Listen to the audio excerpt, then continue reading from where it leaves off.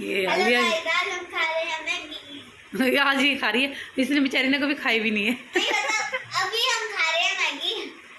कितने बज रहे हैं? 11:30 बज रहे हैं अभी।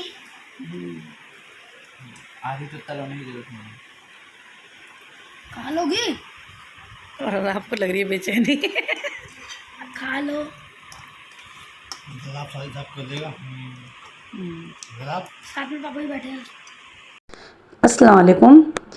तो कैसे आप सब? उम्मीद है आप सब अच्छे होंगे, खैरियत से होंगे। अल्लाह के शुक्र से हम सब भी बहुत अच्छे हैं। तो आज का व्लॉग शुरू हुआ है रात के 11:30 बजे से। तो अभी हो चुकी है सुबह।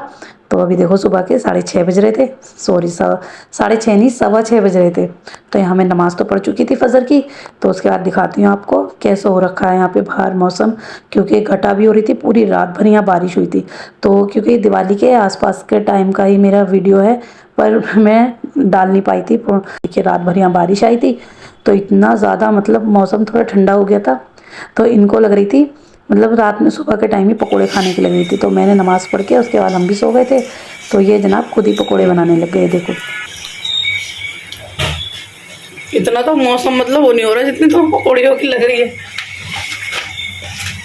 बहुत दिन हो गए थे खाए हुए। चलो,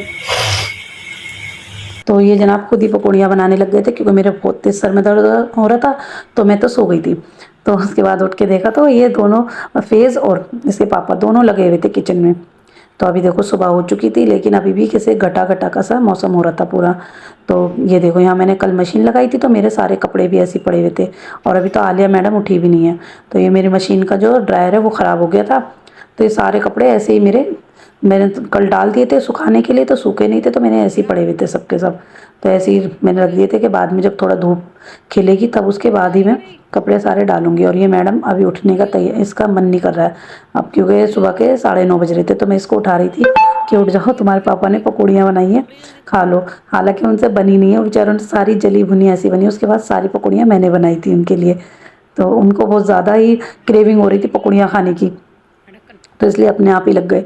मतलब मुझसे बोल रहे थे सुबह सुबह फजर के टाइम पे। तो मैंने कहा अभी क्या करोगे खा के? पता था तू तो फोन में ही लगा हुआ होगा, है ना? चल लाइट खोल उधर की। और दोनों देखियो पापा बेटे दोनों तो लगे पड़े। तू भी करवा लिया कर थोड़ा बहुत कुछ। ये भी करा के लिया है। मुझे तो नहीं लग रहा दोनों कुछ कराया होगा। बेसन घोल के आया है। अरे इतना बड़ा काम। चल तो चलो उठ जा। इन्होंने बेसन आके दिया और कुछ नहीं।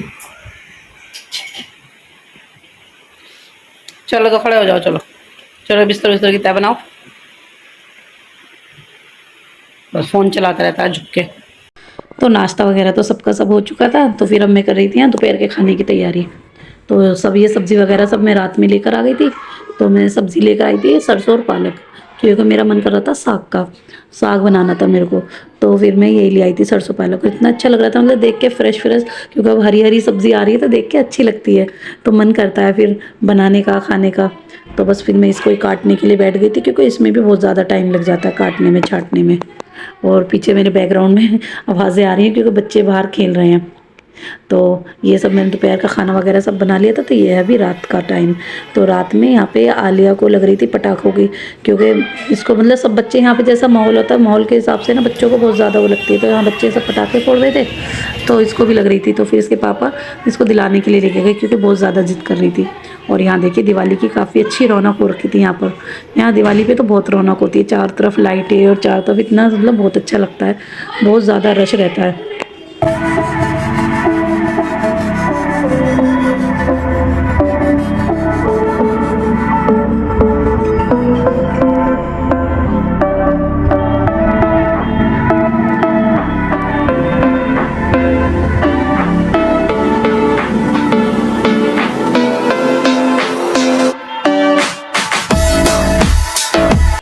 तो अभी मैं बना रही थी यहाँ रात का खाना। तो रोटियाँ बना रही थी। वैसे तो दिन में तो मैंने साग बनाया था, वही रखा हुआ था। और बच्चे तो ज़्यादा खैर साग वाग खाते नहीं है, तो उनके लिए मैंने फिर अंडे का ऑमलेट वगैरह बना दिया था।